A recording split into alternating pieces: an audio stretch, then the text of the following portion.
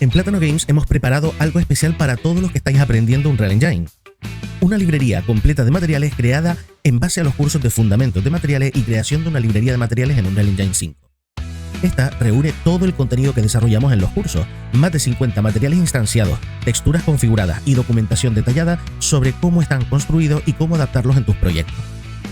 Cada material está pensado para ayudarte a entender no solo la parte visual, sino también la lógica técnica detrás del flujo de trabajo profesional dentro de Unreal. Y este módulo, disponible ahora en la academia, funciona como el repositorio oficial de la librería, que iremos ampliando y mejorando conforme lancemos los cursos de nivel intermedio y avanzado, hasta llegar a la versión completa de producción profesional. Y lo mejor, puedes descargarla totalmente gratis durante una semana. Solo tienes que registrarte en la academia y acceder a formación gratuita, librería de materiales, y ahí vas a poder encontrar el módulo con toda la documentación, las descargas y acceso directo a los dos cursos relacionados. Al igual que en este vídeo, en la descripción tendrás el enlace para ir directamente, donde podrás registrarte y acceder al curso sin problema.